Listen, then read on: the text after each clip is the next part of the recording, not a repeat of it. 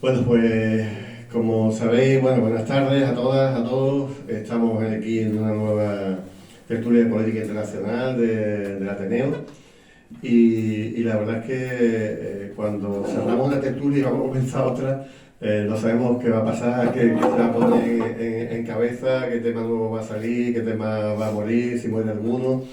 Y la verdad es que esto es una sucesión de elementos, de problemas, de conflictos, de guerra, que no tiene de momento no tiene visos de parar. Trump dice que está parando no sé cuántas guerras, que ha parado 7 guerras, pero el mundo está 8, pero el mundo no deja de estar en peligro de muchas guerras nuevas.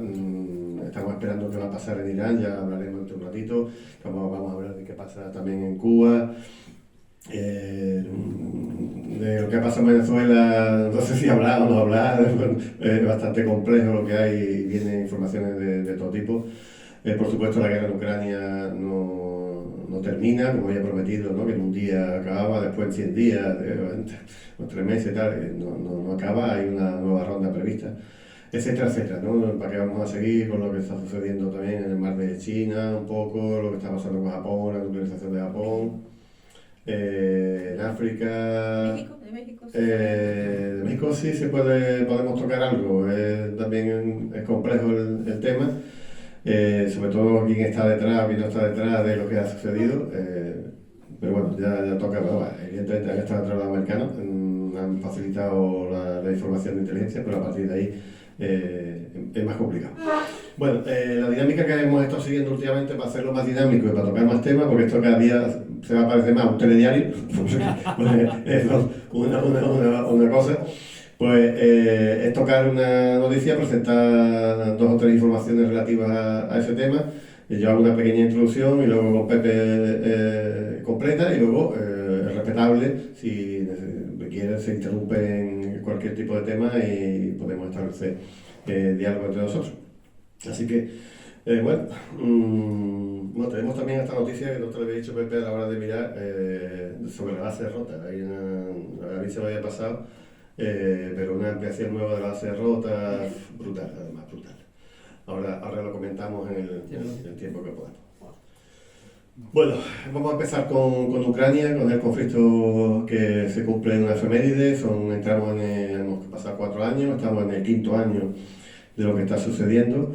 Y bueno, la Unión Europea había preparado, para la celebración del cumpleaños, había preparado 2 noticias importantes o 2 golpes de efecto y se le han fastidiado los 2, ¿no? Uno era de aprobar el préstamo de 90.000 millones, ¿os acordáis? Ese préstamo que se iba a pagar con dinero ruso, que al final Bélgica no quiso brindarse porque al final iba a tener que pagar de su bolsillo, y lo vamos a pagar a Pacha, todos los que estamos aquí. Porque se va a desmutualizar la deuda europea y vamos a tener que salir del presupuesto europeo, que ya digo, como estamos sacando dinero para 1000 cosas, con la deuda que tenemos y con muy poco gobierno que puede salir a financiarse en el mercado, lo compra todo el Banco Central y hasta que el Banco Central diga que ya no tiene un duro más y que empieza a pagar. En fin, ¿qué ha pasado con ese préstamo? Pues que Hungría sobre todo, también Eslovaquia han dicho que no quieren firmarlo.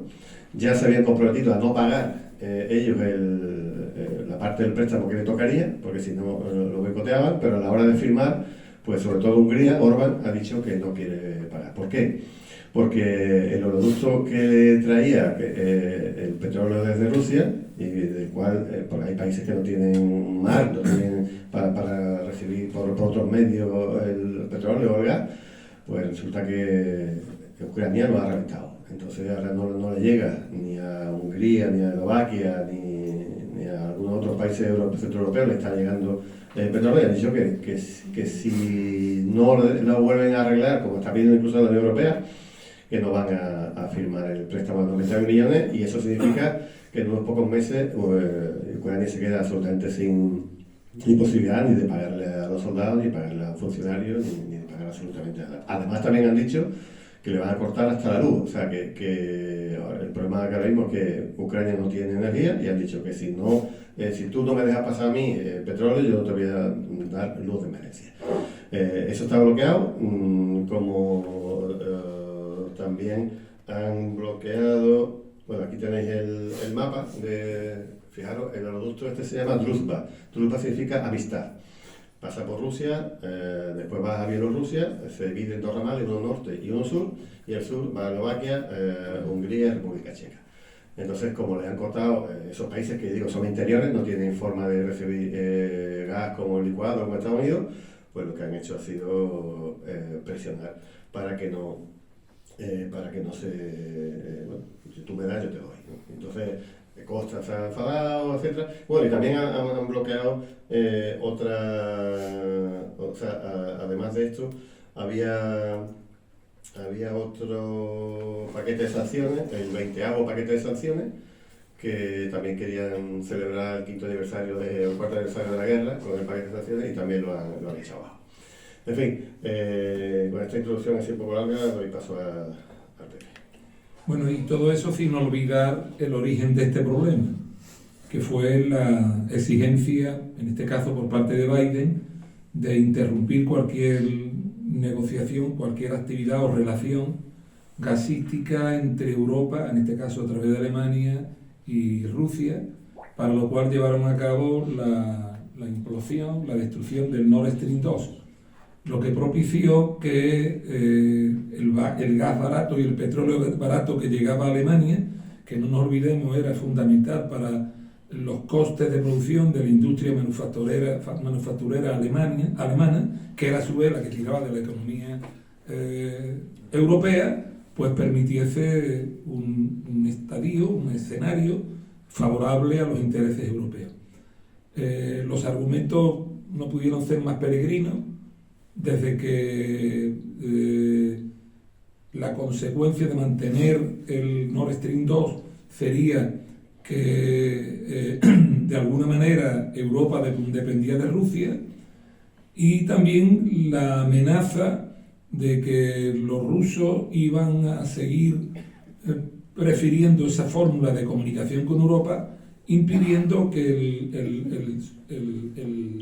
el gaseoducto histórico que atravesaba por Ucrania dejara de funcionar, para lo cual los millones de euros que le pagaba Rusia todos los años a Ucrania se convirtiera en digamos de alguna manera, una acción de guerra para impedir o para conseguir, rendir por la vía económica a Ucrania.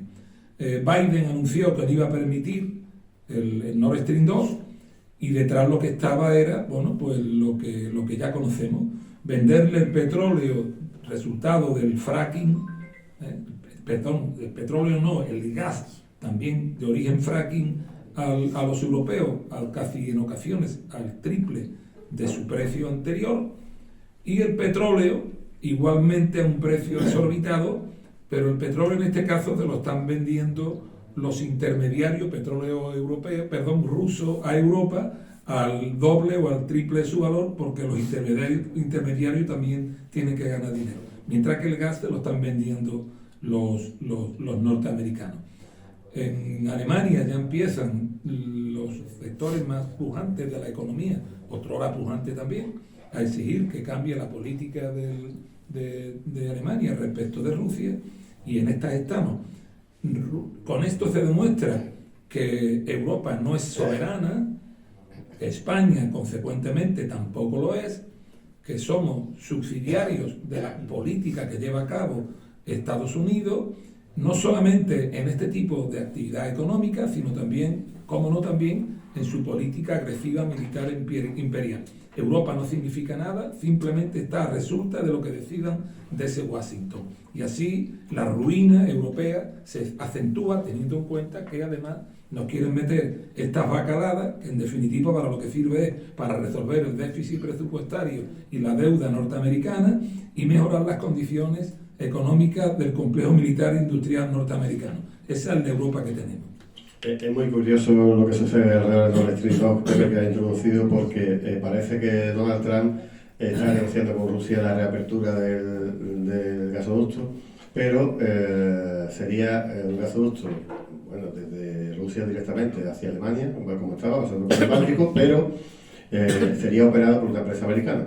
De manera que el grifo, Rusia ponía el gas, pero el grifo lo abría una empresa americana que además se llevaba la intermediación. Una cosa anunciante, pero se ha salido ya empresa en miles de veces, ¿no? Desde luego, increíble. Mira, cuando se ha recordado esta efeméride, ¿no?, de este cuarto año, o la entrada de 5 años, la mayoría de los periódicos han hecho algunos artículos, entrevistas, en fin, para recordar la fecha. Pero la verdad es que yo prácticamente no leo prensa occidental al uso casi nada, porque es que, ¿para qué, no? Pero bueno, a veces cuando pasa algo así medio que, pues, hay que escucharlo, ¿no? Y da un poquito de asco.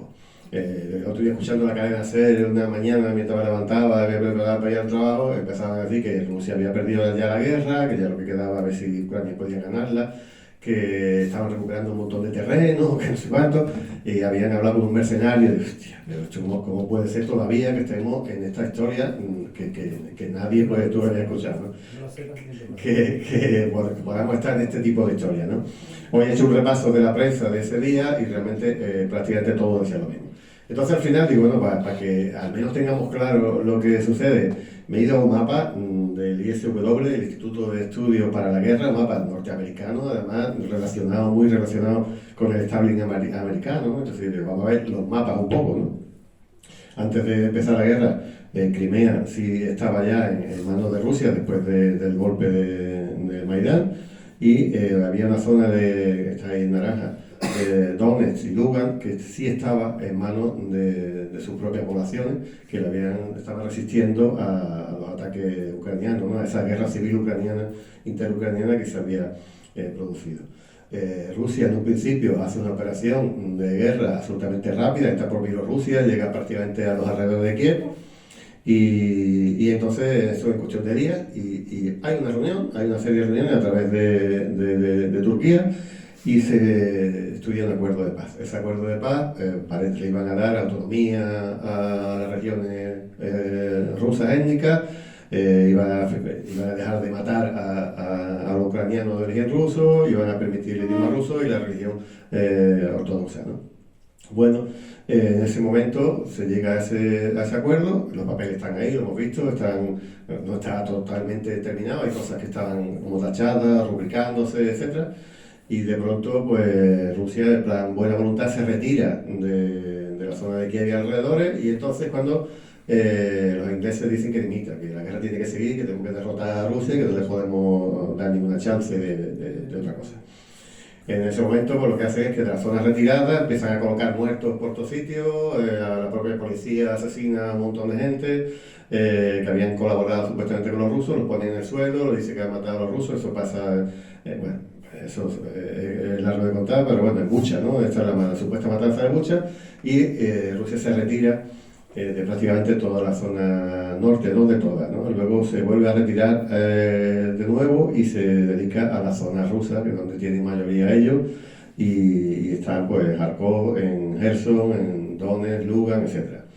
Y ahora aquí, si nos fijamos en el último mapa, que vemos la zona de color así rosa, naranjado, sí, dice febrero de 2026, Rusia controla casi toda la región del Donbass. El Donbass sería Donetsk y Lugansk, y luego la zona más al sur, que conecta con Crimea, sería Novorossiya, lo que se llama la Nueva Rusia. Eso está en manos de Rusia ya, prácticamente cada día. Estamos hablando de que unos 20-30 kilómetros cuadrados de avance, con la diferencia que este año incluso el avance se está produciendo en invierno. En invierno, cuando está todo congelado, es muy difícil los avances. Cuando está todavía, incluso después de derretirse el hielo, aquello se monta un fanguizal enorme, le llaman la Rasputitsa, que se hunden los tanques hasta más de 1,5 metros así en el suelo, no pueden avanzar. Y sin embargo, este año sí se está avanzando, han cambiado la estrategia de guerra, y realmente los frentes no están estancados, que nadie os mienta que los frentes están estancados, los frentes siguen avanzando, y la cuestión es que cada día que pasa se va perdiendo, Ucrania pierde más terreno. Por eso a veces es mejor una mala paz que una guerra que siempre va a ser mala, y de todas maneras es muy fácil. Si las zonas que son rusas hacen un referéndum, la gente va a pedir primero lo que habían pedido en su momento, eran independientes, y luego hicieron otro referéndum y han pedido unirse a Rusia porque es que los otros lo estaban matando. Entonces, Rusia no está matando a civiles en esa zona, porque es imposible que te mate a civiles porque son sus civiles y son rusos y quieren ser rusos. Con lo cual, lo que nos venden de muertos civiles, etcétera, la mayoría están provocados por el gobierno ucraniano, y además no lo venden así en ningún lado. Están matando gente con coches bombas, disparando sobre mercados, disparando sobre hospitales, disparando, etcétera, etcétera. Además con trampas, ¿no? En algunos sitios estaban celebrando la Navidad, disparan, matan a una serie de personas, cuando llega la ambulancia vuelven a caer otro misil encima. Eso pasó hace, bueno, estas Navidades, ¿no? Y eso no sale en los medios de comunicación. Pero en fin, que sepáis que no hay bloqueo de frontera.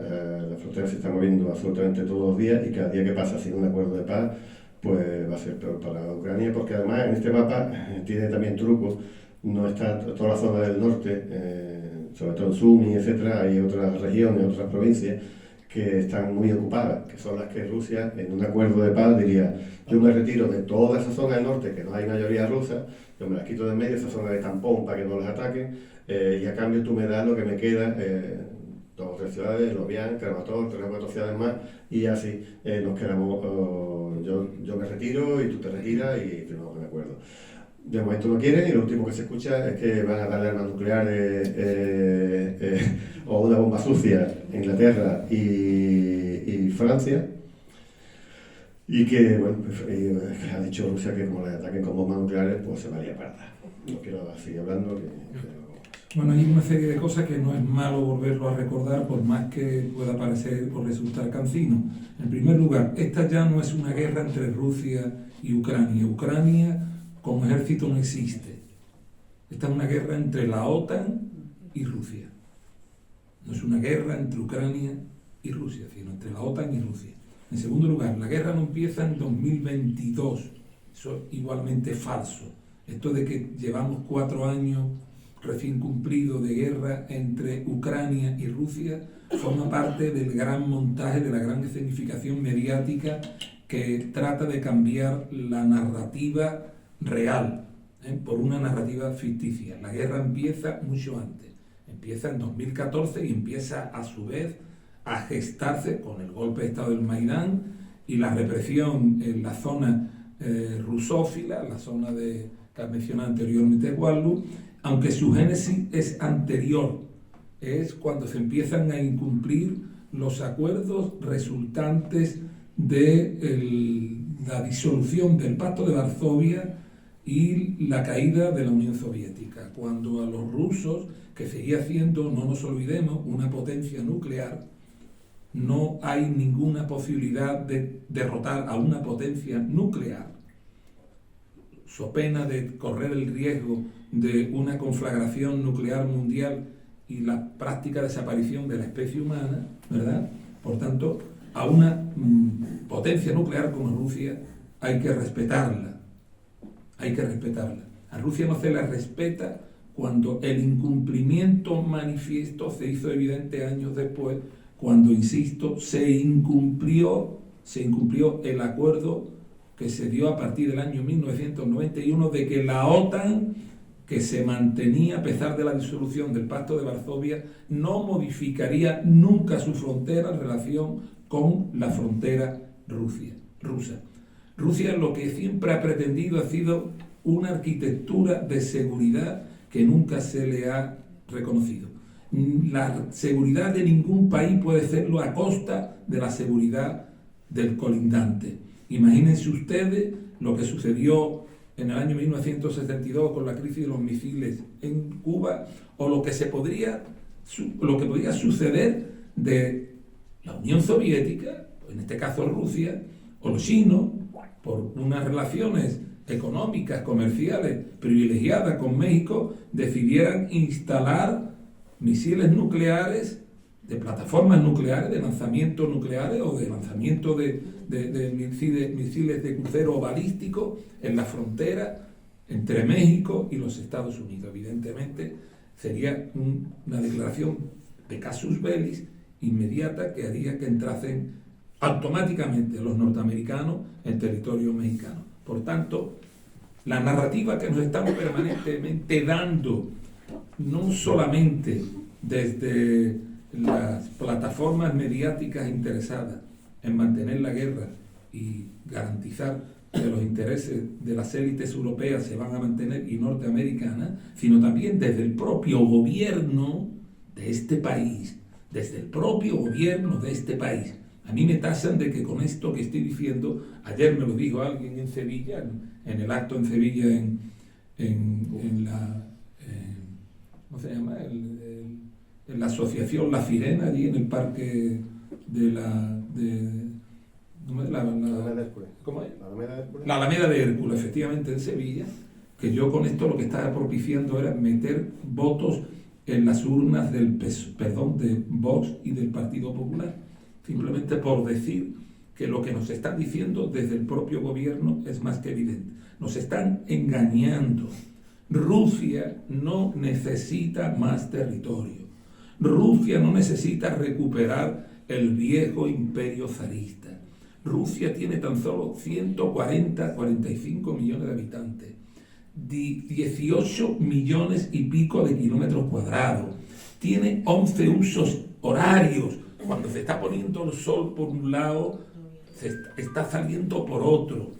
Rusia es el único país que podría vivir en un estado de autarquía porque tiene recursos para sobrevivir cualquier bloqueo. Rusia es una potencia nuclear. Rusia tiene recursos energéticos, todos los que quiera y más.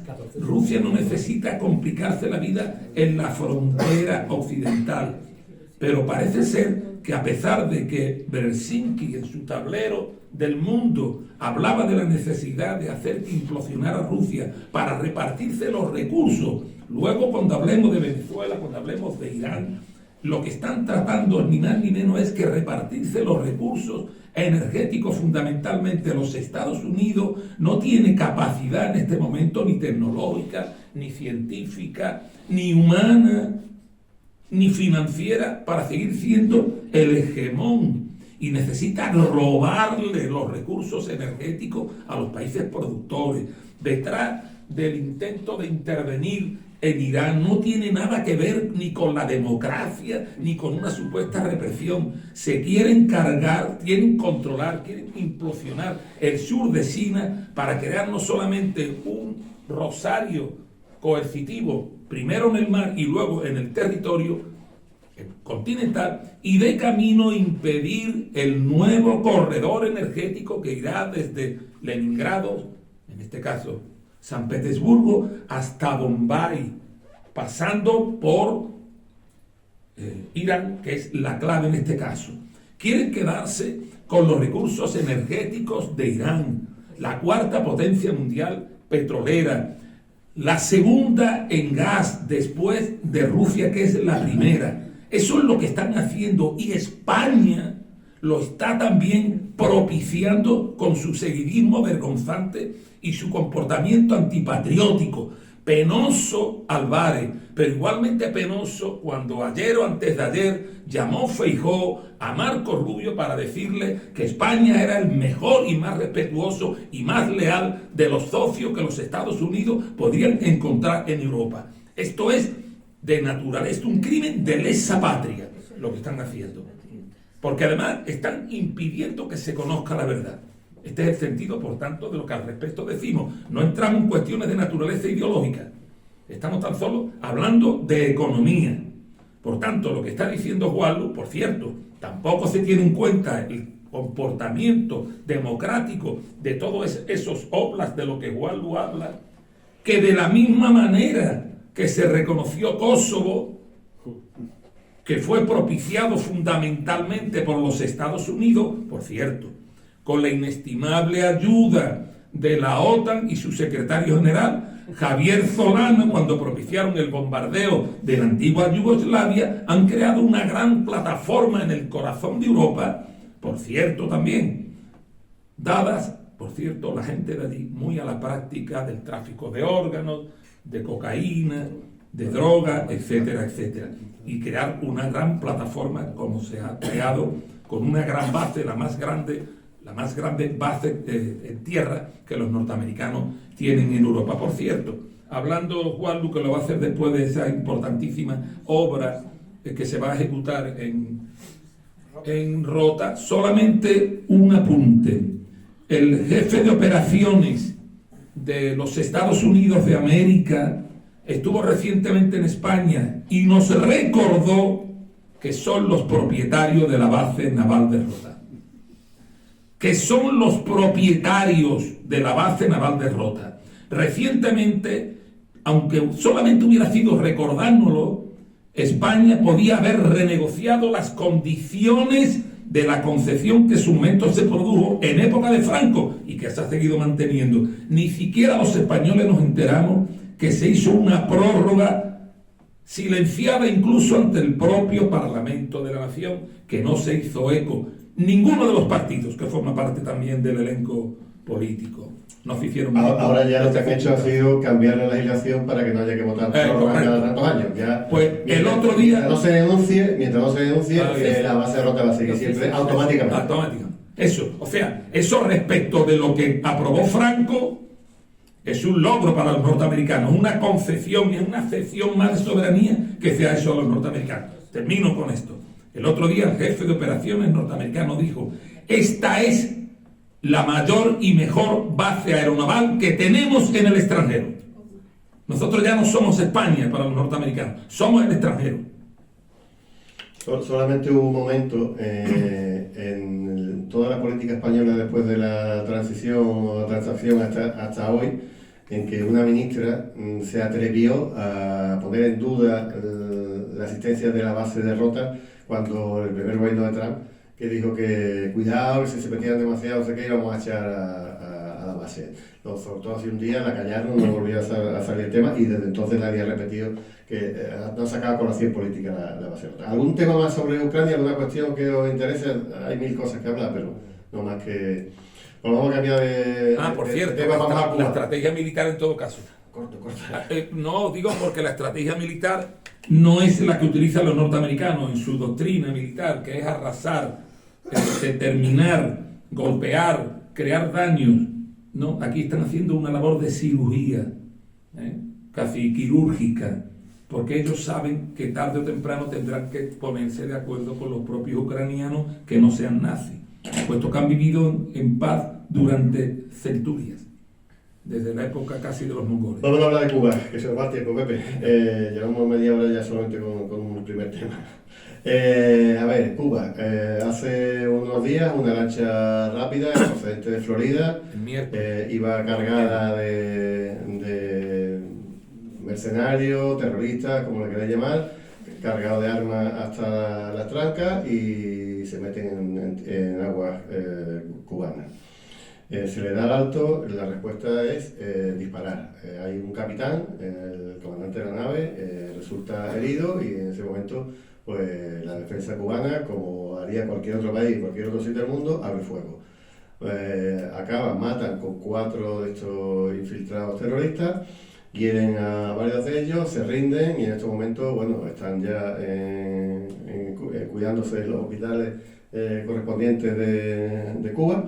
Y imagino, pues, habiendo una operación de inteligencia, de investigación, de quién son, como le manda la cifra. Estados Unidos ha dicho que eso lo ha tomado como un casus belli, el caso de guerra, y promete que puede haber un ataque. Entonces han reconocido que Estados Unidos era... No, han reconocido que era ciudadano norteamericano que iba en una nave civil. Toda la prensa, podéis poner en Google... naves, barco de Florida, cubano, no sé qué, iba a decir, Cuba dice, Cuba afirma, nadie da por sabido, como cuando cuando Estados Unidos mataba a un montón de gente, supuestamente narcotraficantes que iban en el mar sin ningún tipo de prueba, todo el mundo daba por hecho lo que la versión americana la ponían como en su propia boca. Pero ahora no, ahora nadie, me ha costado trabajo buscar un titular de cualquier periódico en castellano que diga que afirme que ha sido un intento de invasión, de intromisión para desestabilizar la isla. Y bueno, prometen, no está Marco Rubio y compañía, que son hay muchos cubanos, el fiscal es un pretexto para poder liar la parra de allí, que el objetivo de Venezuela era, sí, Venezuela era un gran plato de gusto para Estados Unidos, pero el siguiente plato siempre hemos dicho que era Cuba y que iba a caer a posteriori. Y luego una noticia bastante desconcertante de hace unas horas, donde dice, la tenéis ahí en el monitor, que parece que Estados Unidos, bajo una serie de condiciones, va a admitir que se le pueda vender petróleo a Cuba, petróleo venezolano, pero que lo van a llevar los americanos, no lo van a llevar los venezolanos y el precio de. Y era Pepe que sí. Sí, bueno, y bueno, esto conlleva también que Cuba pague el petróleo a los yanquis a través de bancos norteamericanos y en dólares. O sea que esa es otra de las cuestiones. Hay que decir dos cosas. En primer lugar, la lancha estaba ya dentro de las aguas territoriales cubanas a 1 milla náutica aproximadamente de la costa. Yo conozco aquello porque, como bien sabéis, he vivido durante 9 años en Cuba. Aquella es una zona de cayos, está en el centro de la isla, cerca de Santa Clara, y es una zona que fue siempre propicia para este tipo de cosas. O sea, hay todo un prontuario criminal en la historia de las relaciones entre Cuba desde el año 1960, desde ahora, por cierto, el día 6 de abril se cumple el 65 aniversario del memorando de Lester Mallory, donde se hablaba de la necesidad de que la única manera de aplicar medidas sancionadoras, medidas monetarias, como han estado haciendo, por cierto, en Irán, hasta hacer que la moneda se desplome, favorecer el hambre, la pérdida de actividades económicas, porque dado que la inmensa mayoría del pueblo cubano apoya a la Revolución Cubana y a Fidel Castro, estamos hablando del año 1960, abril del año 1960, estamos hablando solamente de 1 año y pico después del triunfo revolucionario, porque la única manera de que la gente deje de apoyar al gobierno y a Fidel Castro es crear hambre y desesperación, caída de los salarios. O sea que hay todo un prontuario criminal desde el año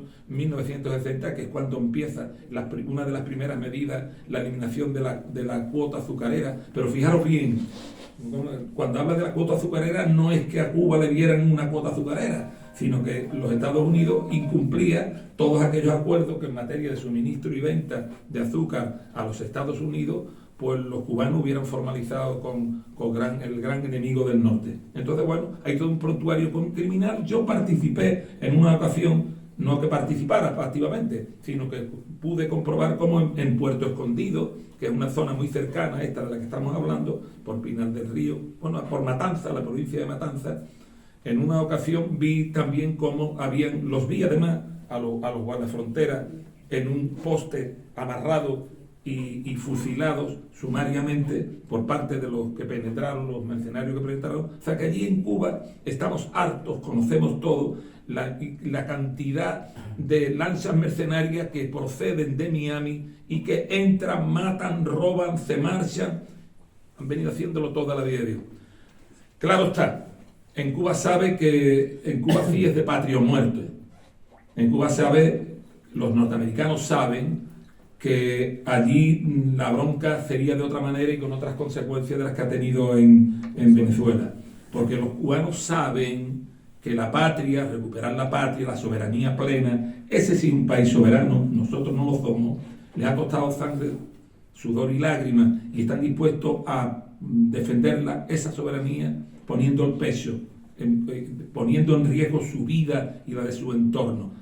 Porque en Cuba sí la defensa de la patria es de patria o muerte. Puede que esto le suene antisonante a muchos, pero teniendo en cuenta la falta de respeto que los norteamericanos tienen para con la soberanía de los demás y para con la vida de los demás, es normal que sea esa la respuesta. Como dijo Aleida Guevara Más, la hija mayor del comandante Ernesto Che Guevara de la Serna, muy recientemente, en Marinaleda concretamente, los norteamericanos sí pueden entrar en Cuba, pero lo que también saben es que no van a poder salir los que entren. Dicho esto, en cuanto a lo que se dice de la autorización de venta de petróleo, a mí me parece que esto es una pose de los norteamericanos. Los norteamericanos saben que se está produciendo un creciente apoyo a la Revolución Cubana, está homogeneizando de alguna manera ese apoyo, y saben perfectamente que el descrédito empieza a ser creciente y con con efectos que no sabemos cuántos van a ser a futuro. Y saben perfectamente que los rusos fundamentalmente, pero también los chinos detrás, van a empezar a romper, no nos olvidemos, es un bloqueo comercial, no es un bloqueo que se pueda considerar un acto de guerra como fue en el año 1962 cuando se produjo la crisis de los misiles, y por tanto están dispuestos a suministrarle bien un petrolero con 200.000 barriles de gasoil camino de Cuba desde Rusia, fletado por Rusia, está cerca ya de las Bahamas y pronto van a entrar en las aguas territoriales cubanas, acompañado de un buque de guerra ruso. Saben, por tanto, que la solidaridad histórica de los rusos con los cubanos, pero sobre todo de los BRICS con los cubanos, va a empezar a surtir efecto. Y tienen de alguna manera que adelantarse a una situación que no van a poder controlar, so pena de que se pueda poder producir algún riesgo, hablo de alguna manera de forma casi helicoidal, algún riesgo bélico en aguas del Caribe. Por tanto, a mí esto me parece que empieza a sonar a derrota de la política norteamericana en el bloqueo que están llevando a cabo en materia energética. Esperemos. Bueno, vamos a pasar de tema, si no hay ninguna cuestión, y vamos a hablar de la base. Las noticias son de esta semana, de hace 3 días, y fijaros, ¿cómo lo ven algunos de los periódicos? Estados Unidos amenaza con llevarse la base de Rota a Marruecos. España ha enterrado esa decisión con una oferta insuperable, más territorio.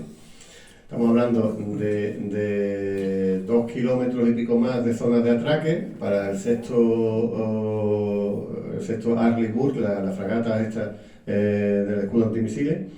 Y bueno, hay un militar que hace en una revista de defensa hace un estudio de por qué no se puede llevar la base a Marruecos de manera tan fácil, porque hay que integrar muchos sistemas de comunicaciones, etcétera, y eso es un trabajo y un dinero que sería nada más de cosas de más de 5 años, 6 años para poder trasladar una base como la de Morón incluso. Con lo cual están atados un poco a nosotros, y a nosotros nos tienen amarrados con ese tema. Pero es que además, si veis en una de las noticias, la del fondo, eso va a costar, la ampliación de Rota va a costar 400 millones de euros, que luego dirán los americanos que no nos estamos gastando el dinero y que nos van a poner sanciones porque no estamos consumiendo lo que ellos dicen, ¿no? O sea, gastando en gastos militares de la OTAN. Así que, bueno, estamos esperando para 2026, o sea, no, para este año ya, el siguiente Arleigh Burke, que es el tipo de barco que tenemos aquí. Y yo, la verdad es que no me he puesto a mirar los mapas de los barcos donde están en estos momentos. Se puede, hay mapas Marine Traffic y unos cuantos de estos, pero estoy casi seguro que esos barcos están ahora mismo en el Golfo Pérsico, en los alrededores porque ya han estado, aquí no nos han defendido nunca de nada, no están preparados para defendernos aquí, sino han estado en la costa de Israel, para proteger a Israel cuando estaban siendo atacados por Hezbollah o lo que sea, y ahí estaban los barcos de Rota, que ya digo, el escudo antimisiles no es para nuestro país, sino normalmente para el control de Oriente Medio, la zona más rica de petróleo. Bueno, pues ahora mismo la base naval de Rota dice, bueno, es una de uso conjunto, ¿vale? El 80% es norteamericana y el 20% es española, el 80-20. Y ahora mismo pues se va a ampliar, de hecho, van a desviar el río Salado de Rota, van a mover el río unos cuantos cientos y cientos de metros. Yo me imagino que desde el punto de vista ecologista también habrá algo que decir y algo que oponerse, porque digo, van a ser capaces de mover el río Salado para poder ampliar la zona de puerto. España le da el territorio, pero también poner dinero para... Digo, 400 millones, para convencer para que no se vaya, que supuestamente, ¿no? Además mentira, porque como dicen que no se pueden ir, ¿no? Es una tontería. En fin, estamos preparando la marcha Rota de este año, será la segunda quincena de abril, así que allí estaremos otro año en la romería nuestra. Y antes de nada, he traído varios libros sobre las bases militares en el Estado español que hemos sacado de la plataforma, están muy baratitos, a 10 euros, si alguien lo quiere, luego cuando nos vayamos ahí está. Pepe quería... Sí, vamos, quería decir, a mí lo que más me molesta de todo esto es que me tomen por tonto. Me toman por tonto los norteamericanos y me toman por tonto los representantes de los españoles, los que nos representan supuestamente. Aquí dice que van a gastarse 400 millones en crearle un escenario mucho más favorable a los norteamericanos para que no nos abandonen. Aquí dice, el jefe de operaciones navales de Estados Unidos visita Rota, la principal base de la United States Navy en el extranjero, y se reúne con el AGEMA. Se reunió con todos los grupos más importantes operativos y dice, el almirante Daryl Cudell, jefe de operaciones navales de la Marina de Estados Unidos, completó recientemente una visita de alto nivel a la Naval Station Rota, así como se llama. No se llama Base Naval de Rota, en honor a un idioma como el nuestro, que es el segundo idioma en número de hablantes del mundo. La instalación militar compartida hispano-estadounidense, mentira. La estancia, que forma parte de un periplo por la región naval Europa y África, combinó evaluación operativa, refuerzo de relaciones bilaterales con España y enfoque en el bienestar de los marinos desplegados. Enfoque en el bienestar de los marinos desplegados. O sea, eso de que se quieren ir es mentira. Pero hace falta que quede claro, después de la sumisión practicada por parte de este gobierno y estos oponentes al gobierno, vendepatria y antipatriotas en definitiva, a pesar de eso hace falta que se recuerde que somos o formamos parte de su operativo coercitivo mundial. Los demás, los que se dedican a eso, a rendir pleitesía en forma de lamezuelas, pues cumple ese otro papel de decirle, y además te vamos a regalar 400 millones de euros. Una anécdota, creo que la conté aquí alguna vez, cuando sucede el 11 de septiembre, los ataques a World Trade Center y todo aquello,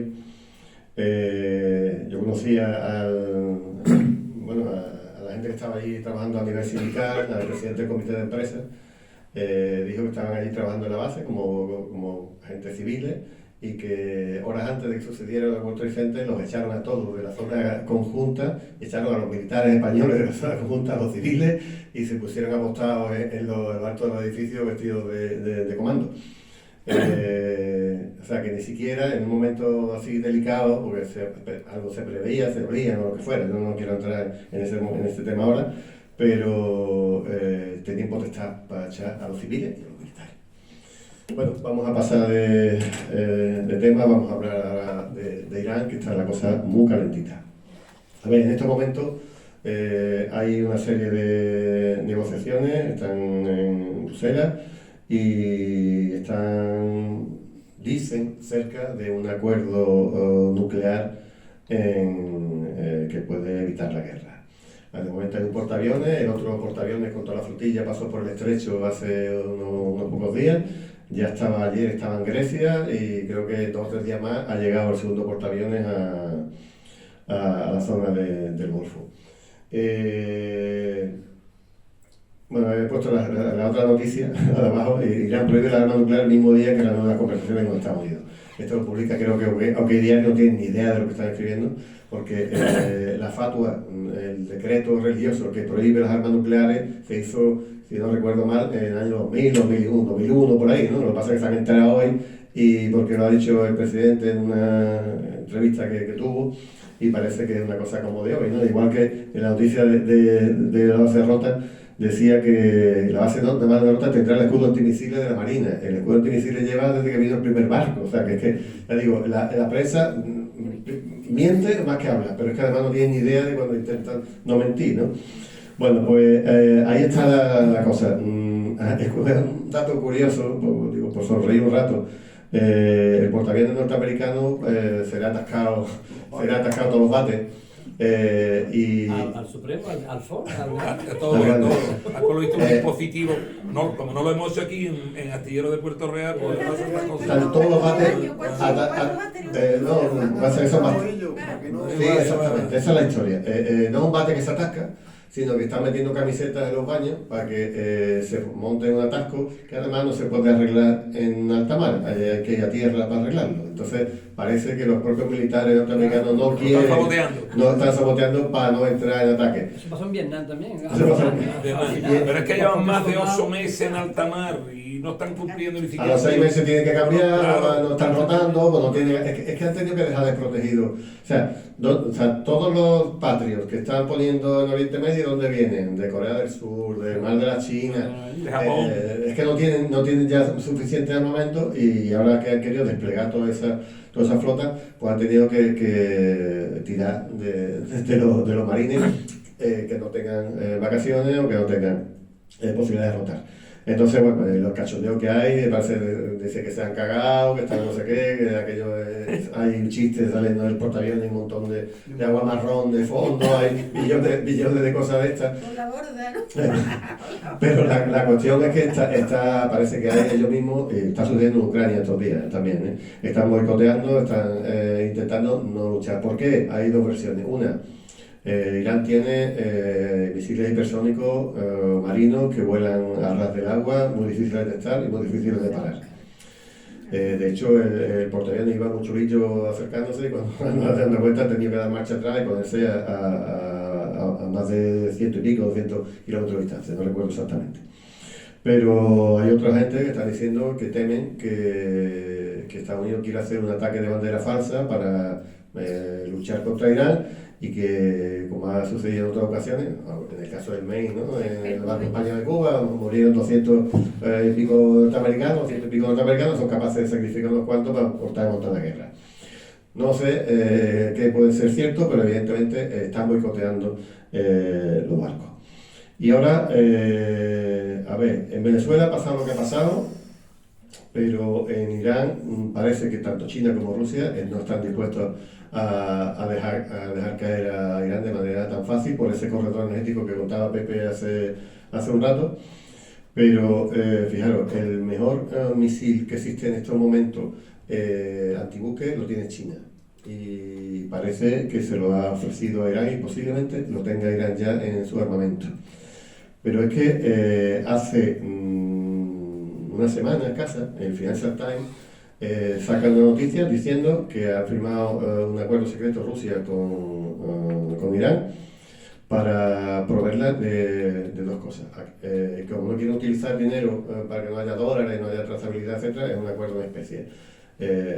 Rusia le da misiles portátiles antiaéreos, lo que se llaman MANPADS, estos que se llevan aquí arriba y que tienen un modelo de persecución de los aviones. Me recuerda mucho a lo que hizo Estados Unidos en Ucrania contra Rusia, que lo hartaron de MANPADS y de Javelin para los tanques. Bueno, pues se está hablando de varios miles que hayan podido ser entregados ya. En el momento que tú estás cargado todas las antiaéreos que pudieran tener fijos Irán, después de un cierto momento de guerra, imaginaros que eso suceda, pues podría haber miles de personas con MANPADS encima del hombro. Y además los MANPADS rusos son los más modernos que existen, porque además discriminan entre señuelos de calor, esos que disparan, sueltan como material pirotécnico, así que da mucho humo, o sea, focos de calor, y son capaces de discriminar lo que es el misil, el avión verdadero del foco de calor, de la contramedida. Y además súper rápido, y además se pueden guiar desde un hombro, se pueden hasta guiar dos misiles a la vez. Bueno, pues eso, Rusia también le daría a Irán una serie de misiles antibuque para colocar en el estrecho de Hormuz, además de los miles y miles que ya tienen. Y a cambio, Irán le daría los Shahed 2 y 3, que son los drones estos con forma de ala delta que se están utilizando en la guerra de Ucrania. Así que, desde luego, si se ataca a Irán, o se la machaca con unos serios bombazos atómicos y te carga absolutamente toda la dirección, etcétera, etcétera, o la respuesta puede ser absolutamente bestial y a lo mejor con un solo barco petrolero que se hunda en medio del estrecho de Hormuz, el petróleo se puede poner, hay valoraciones distintas, se habla hasta de $200 el barril, depende del tiempo que esté cerrado. Pero hay miles de lanchas pequeñas artilladas, etcétera, etcétera, y ahí han hecho ejercicios para capturas de buques, de petroleros en la zona. En fin, que no pase nada, y si pasa, que es lo que están diciendo algunas veces, que van a ser cositas muy pequeñitas y casi pactadas, porque como se monta una guerra global en la zona, la vamos a pasar muy mal, toda y todo, o sea, no solamente los iraníes y tal. Los americanos al menos no lo necesitan, porque ellos tienen su petróleo, su historia, pero aquí en Europa de luego no tenemos de nada.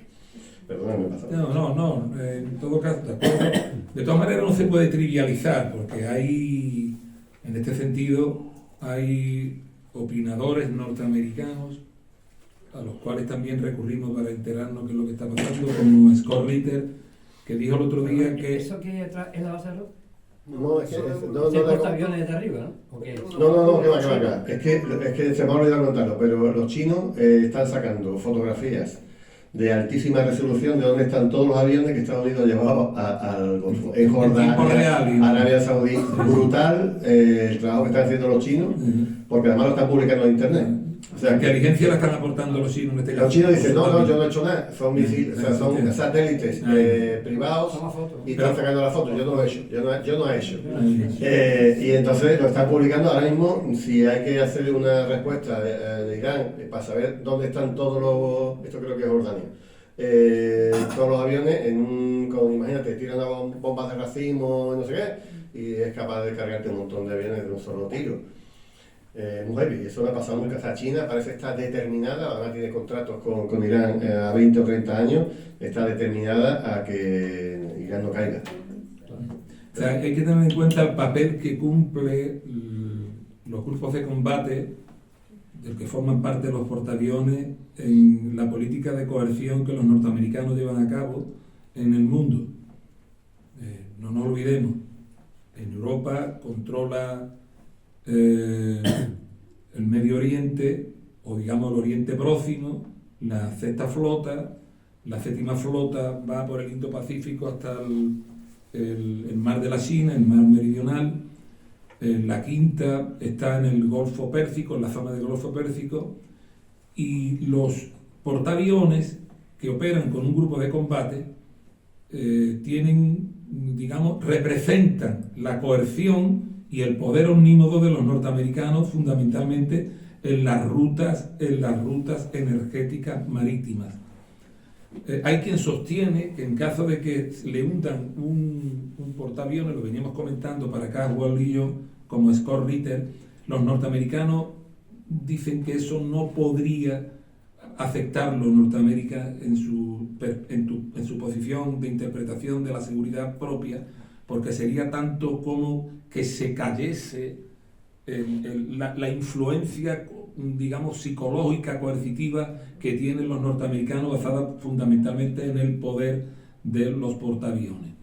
Pero también se dice, ya los hutíes lo demostraron, aunque no aparecieron las fotos, que no es necesario hundir un portaaviones y sumir en el fondo del mar a 5.000, 6.000 personas, como sucedería, ¿no?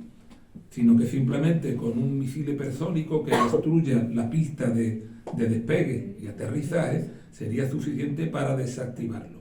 Lo que está claro es que ahora mismo con los hipersónicos, que además pueden modificar, corregir su recorrido, hoy el portaaviones no tiene mucho que hacer. También la propia información de los norteamericanos, Scott Ritter, Larry Johnson, Douglas MacGregor, Markianov, que aunque tiene nombre ruso, es de origen ruso, pero es norteamericano, habla de que el número de Tomahawk, que son los misiles de crucero, que son los que operan a baja altura, que tienen los norteamericanos, no pasan de 3.500, porque un número importante de ellos han sido destruidos por los sistemas de defensa de los rusos en Ucrania. Con lo cual, en un caso de guerra de 2 semanas que están en condiciones perfectamente los iraníes de soportar, los norteamericanos no tendrían más remedio que retirarse. Pero también habla de que hay un argumento aquí muy importante que está en manos de Netanyahu. Según parece, los servicios de inteligencia, el Mossad, tienen un control sobre la manera en que se utiliza los informes de Einstein donde aparece en más de 38.000 ocasiones mencionado el señor Donald Trump, y no solamente los norteamericanos, también el señorito Aznar y su familia aparece en los papeles de Einstein, sino también, me decía el otro día, no, esta tarde, el director ejecutivo del Foro de Davos también está metido en esos papeles. O sea, quiere decir, por cierto, lo digo para que se tenga en cuenta, no aparece Xi Jinping, el malvado Xi Jinping, que sepamos, no aparece Putin, el malvado Putin, no aparece Lukashenko, el malvado Lukashenko, o sea, no aparece ninguno de los... El coreano lo pone. no aparece. Entonces, bueno, parece ser que eso es lo que le está pasando a Donald Trump en su atrabiliario comportamiento.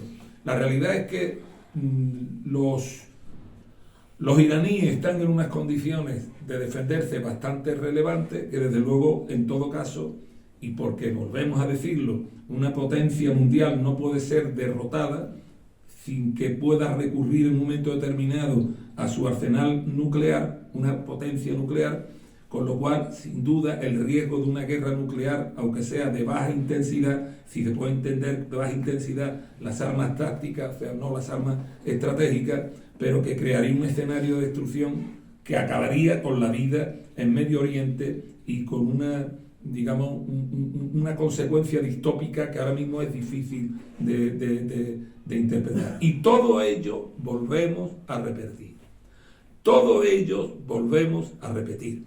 Porque un país con 38.600.000.000.000 de deuda creciente, que se va a situar antes de que finalice el año en los 40 billones, cuando ve que se está desplomando el dólar como moneda de coerción, no solamente de comercialización, como moneda refugio, como moneda de referencia en el mundo a efectos comerciales y transaccionales, no va a permitir por la vía militar que se le quite de su lugar de privilegio. Lo que no está para decir que lo que pueda suceder concluya en lo mismo, pero evidentemente se tienen que dar unas condiciones que ahora mismo están todas ya en cierne. Un nuevo escenario multipolar, los BRICS, un aumento de la influencia, de ahí la narrativa creciente agresiva que hay contra Rusia y contra China de estos dos últimos países. Tenemos que hacer un esfuerzo, nosotros lo hacemos, por hacerles ver que los chinos, que fueron los que inventaron el comercio hace más de 5.000 años, no son nuestros enemigos, que Irán no son nuestros enemigos, que es una civilización de más de 3.000 años, la persa, que ha convivido con civilizaciones europeas de las que formamos parte nosotros, sin que tengamos que estar influenciados por una civilización agresiva, creada a partir del expolio, el esclavismo, la destrucción, como han sido los anglosajones en Norteamérica, y que es posible otro mundo diferente sin necesidad de recurrir a la fuerza. Que Rusia no es nuestra enemiga, que nuestros enemigos son aquellos que vituperan y señalan a Rusia y a China, que señala a Irán, que pueden ser incluso nuestros aliados, que Europa no tiene solución como no sea, siendo consciente de que forma parte la civilización europea de un continente que es el continente eurasiático, que no somos un continente los europeos, que somos la península más occidental de Eurasia y que solamente nuestros problemas se resolverán en ese escenario de acuerdo, y que hay que empezar a crear condiciones para quitar de en medio políticamente a aquellos que nos siguen engañando un día sí y otro día también. Que tendremos que empezar de nuevo a llenar las calles de gente que gritan que China no es nuestro enemigo, que Rusia no es nuestra enemiga, que Irán es nuestra enemiga, que lo que son nuestros enemigos son aquellos que dictan el comportamiento de un mercado controlado, de un mercado expoliador, de unas élites que deciden por nuestras magras rentas que deciden sobre nuestros servicios públicos, sobre nuestras magras pensiones y, en definitiva, sobre la vida de los seres humanos, que vemos estupefactos cómo nuestros gobernantes se comportan de forma vergonzante. Al igual que lo hacen también entidades, asociaciones, ONGs que se abandonan en brazos de la estulticia y se envuelven en la bandera ucraniana como si estuvieran defendiendo la vida en Ucrania, en vez de tener en cuenta, como dije anteriormente, que la guerra no empezó en el año 2022, sino en 2014, y que antes que los 14.000 niños o civiles que han muerto desgraciadamente en esa guerra que he mencionado anteriormente y he definido como quirúrgica, tuvieron unos precedentes. Los más de 20.000 muertos en el Donbass entre el año 2014 y el año 2022, solo por las políticas agresivas, intervencionistas, extraterritoriales del imperialismo norteamericano, al que estamos obligados a derrotar. ¿Y Venezuela qué? ¿Nos toca o no? Está esperando, ¿no? A ver, Venezuela. Algunos hemos estado recientemente allí, conocemos a mucha gente, a gran parte de la dirigencia bolivariana, mantenemos contacto. Hoy he visto que nos acaban de citar a un encuentro, una jornada antifascista a través de videoconferencia. Probablemente lo tengamos mañana. Hablarán varios ministros, hablará de nuevo, imagino, el hijo de Maduro, de Nico, y en nuestras organizaciones en las que estamos existe ahora mismo, para empezar, un gran estado de shock, por decirlo así de una manera. Por otro lado, una gran división, incluso interna, de no saber exactamente qué es lo que está pasando. Cuando hemos cogido y hemos llamado a gente de confianza, se ponen hablando, como yo digo, de la mosca de la fruta antes de lo que pasó el 3 de enero. Hay una consigna de absoluto silencio desde cuando hemos hablado con la embajada, desde el bedel de la embajada hasta el embajador o la embajadora, diciendo exactamente lo mismo con las mismas palabras. Cuando hemos hablado con gente de cooperación que está allí, Español, Venezuela, cuando habla con la gente con la que está cooperando, exactamente el mismo discurso. ¿Cómo se interpreta eso? No ha pasado nada, todo sigue igual y vamos para adelante. Ahora, yo tengo mi opinión y la voy a dar, o sea, que no se corresponde. Las misiones han desaparecido. Las misiones son los grandes elementos programáticos y de acción. Por ejemplo, la gran misión vivienda ha construido varios millones de viviendas que se lo han dado a la gente más desfavorecida, incluso en la época de bloqueo y de peor estado económico. No sé si eran 3.200.000 viviendas o 5 millones. 5.300.000, exactamente. 5 millones de viviendas, que eso le sacaría los colores a cualquier país como el nuestro, que desde la transición... Yo he estado dentro de una de ellas, no estamos hablando de los pisitos de 40 metros, 35 metros de la época del franquismo. Gratuitas a los venezolanos y a las venezolanas. Bueno, pues las misiones han desaparecido. Hay misiones culturales, hay misiones de políticas juveniles, de políticas, etc. Ya no hay misiones. Una. La ayuda a Cuba ha desaparecido. Cuba vivía del petróleo. Primero ruso, pero luego después de lo que pasó cuando la caída de la Unión Soviética, Cuba no quería atarse otra vez a Rusia demasiado, entonces prefirió atarse a Venezuela y a México. Venezuela ya ha dejado de enviar nada. Vamos a ver con ese acuerdo raro que han dicho, a ver qué pasa. Había un proyecto de democracia directa en la de comunas, de la municipalidad, como dicen allí, los tipos de ayuntamientos, donde ellos gestionaban una buenísima parte del presupuesto en decir que se hacía. No ese presupuesto participativo que ven aquí en un ayuntamiento que al final es el 1% del presupuesto municipal que puede jugar a la decisión de más, porque lo demás está todo amarrado. era un ejercicio de democracia directa alucinante y de empoderamiento de la gente del pueblo. Eso ha desaparecido. De pronto, no sé, Alex Saab, que no sé si acordáis, pero fue uno que secuestró a Estados Unidos en un país africano, que era le llamaban el testaferro de Maduro, era el que estaba riéndose un poco de las sanciones y que con sus contactos industriales estaba haciendo que Venezuela pudiera seguir vendiendo tal. Alex Saab ha desaparecido, no sabemos si está en la cárcel o no, era ministro de Industria y ya no está de ministro de Industria. Ayer a la mujer de Alex Saab se la acaban de quitar de medio también. También tenía un ministerio y cargo y le acaban de echar a la calle. Acaban de nombrar también a un viceministro de Relaciones Internacionales con Europa y con América, y lo han nombrado de la posición venezolana más radical. Es como si ponen aquí en España a Vito Quiles y lo nombran de ministro de propaganda. De propaganda. Y eso está pasando en Venezuela. Y eso, ¿parece que son obedeciendo órdenes o ya más allá de las órdenes inclusivas? Cuando hemos dicho algo, han dicho, tengo la pistola encima de la cabeza. Parece ser. Entonces, mi opinión, una traición brutal, el día 3 de enero, porque Maduro no quería firmar un acuerdo tan grande como el que están haciendo, que han puesto todo el petróleo en las manos de, etcétera, etcétera. Yo creo que había una traición absoluta. Lo dije en una radio en los primeros días, luego me callé porque digo, no aventures, pero hoy día, sin tener información privilegiada, que alguna tengo y no puedo contar, con lo que ya he expuesto, creo que ha habido una traición absolutamente. ¿Y China, que ha invertido allí muchísimo dinero?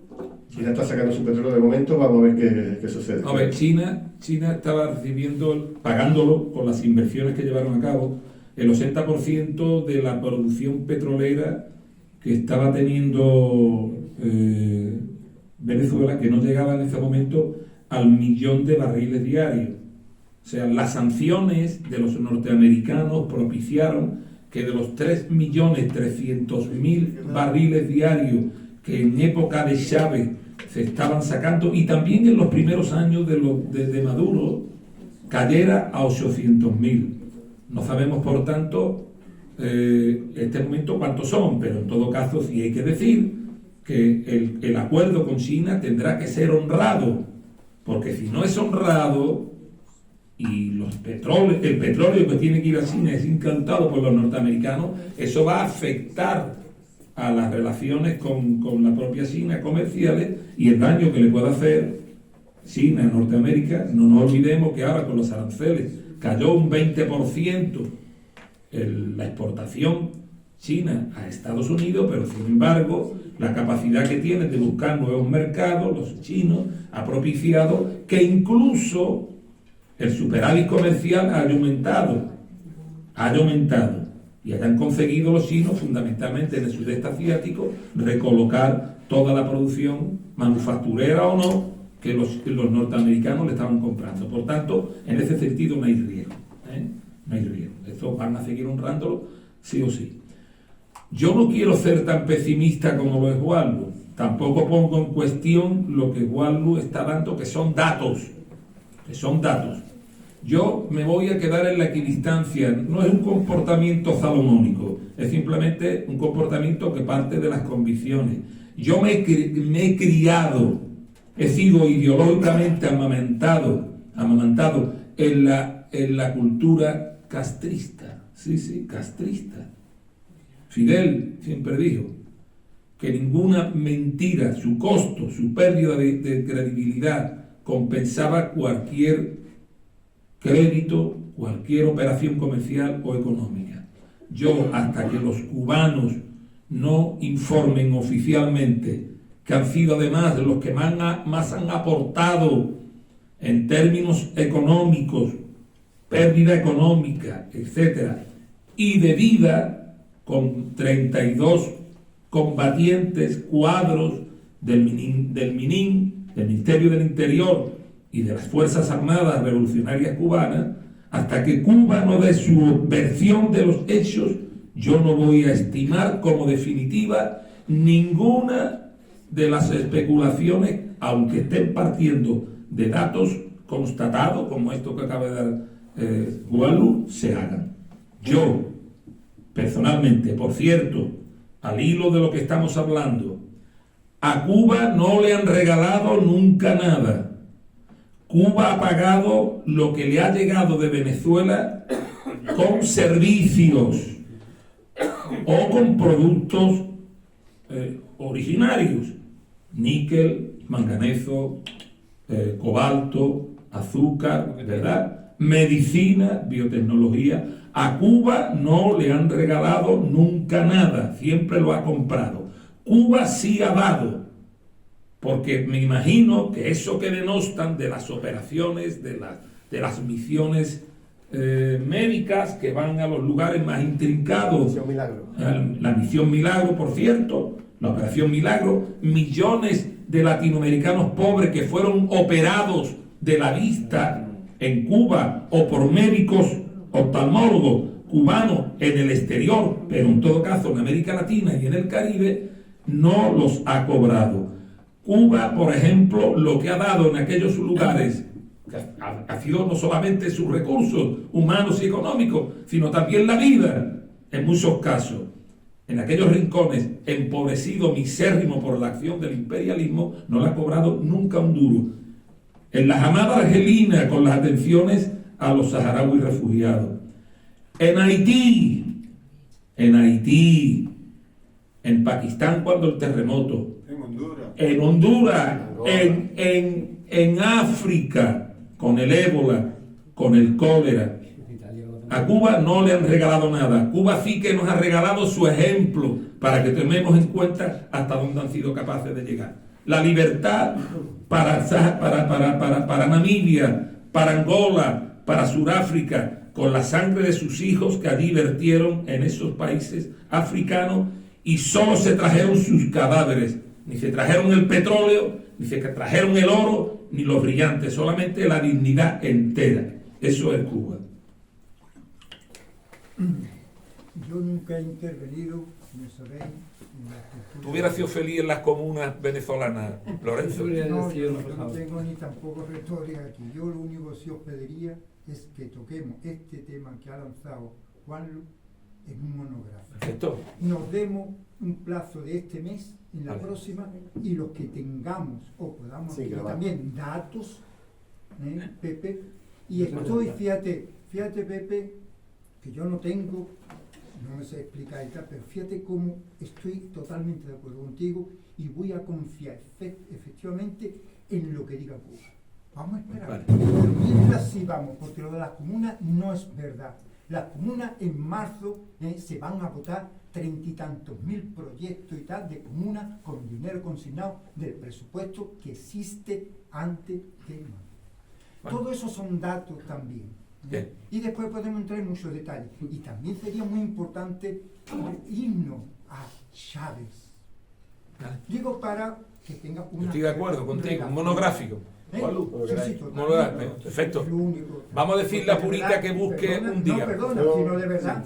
Es que Pero ahí algo... el monográfico empezamos por lo que no se está haciendo en Madrid, por lo que no se está haciendo en París, por lo que no se está haciendo en Brasil. Es decir, la suerte de Venezuela no solo depende de los venezolanos. Hombre, claro. Otra cosa es que se digan verdades o mentiras. Pero hasta el gran Lenin tuvo que ceder con el listón. Otra cosa es la mentira con la que se hacen las cosas. Bueno, ¿Verdad? Pero lo que no se está haciendo aquí también. muy claro. Bueno, muchas gracias. Gracias.